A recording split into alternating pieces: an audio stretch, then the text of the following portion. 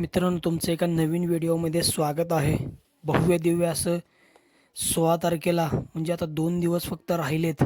हिंदकेसरी मानाचे पहिले हिंदकेसरी मैदान पुसेगाव या मैदानासाठी मित्रांनो मंगळवार दिनांक 16 डिसेंबर या दिवशी भव्य दिव्य असं हिंदकेसरी किताबाचं मैदान होतं आहे. मौजे पुसेगाव तालुका खटाव जिल्हा सातारा या ठिकाणी.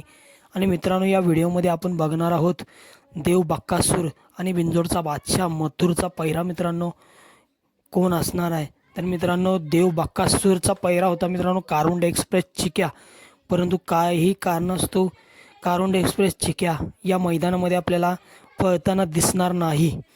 आणि मित्रांनो, काल रात्रीच एक अपडेट आलेले मथुरचा जो पैरा होता घोटचा सर्जा, हा देखील मित्रांनो याला देखील पायाला काहीतरी दुखापत झालेली आहे असं कळतं. तरी मित्रांनो, आपण या व्हिडिओमध्ये बघणार आहोत की देव बक्कासूर आणि मथुरचा पैरा कोण असणार आहे. तरी मित्रांनो, व्हिडिओ शेवटपर्यंत बघा आणि जे कोणी नवीन असतील त्यांनी सबस्क्राईब केल्याशिवाय जाऊ नका. तरी मित्रांनो, देव बक्कासूरचा पैरा कारुंड एक्सप्रेस चिक्या होता, परंतु चिक्या काही कारणास्तव पळणार नाही. आणि मथुरचा देखील पैरा खुल्ला असल्यामुळे मित्रांनो एक उत्सुकता लागलेली आहे सगळ्यांना की मथुरचा आणि बक्कासूरचा पैरा कोण असणार आहे. तर मित्रांनो, आपण एक अंदाज लावतोय की मथुर आणि बक्कासूर मित्रांनो जर एकत्र पळाले तर मित्रांनो हिंदकेसरी मैदानामध्ये आपल्याला काहीतरी वेगळं बघायला दिसेल. कारण पहिल्यांदा जेव्हा ते विहिरेगाव श्री क्षेत्र एकविरा केसरी एकविरा देवी केसरी 2025मध्ये जेव्हा ते एका जोट्यात पळाले होते, तेव्हा मित्रांनो सुंदररित्या तुफानी गट पास झालेला मित्रांनो या गाडीचा.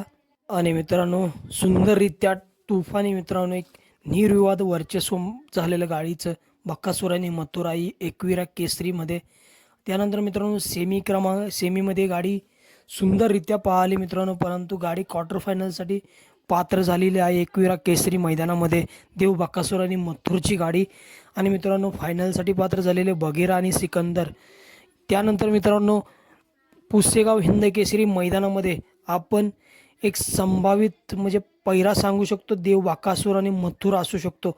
आणि मित्रांनो, सर्व चाहत्यांची एकच इच्छा आहे की या मैदानामध्ये देव बक्कासूर आणि मथुर एका जोट्यात पळावे आणि पुन्हा एकदा एक इतिहास घडावा अशी एक सर्व फॅनची इच्छा आहे.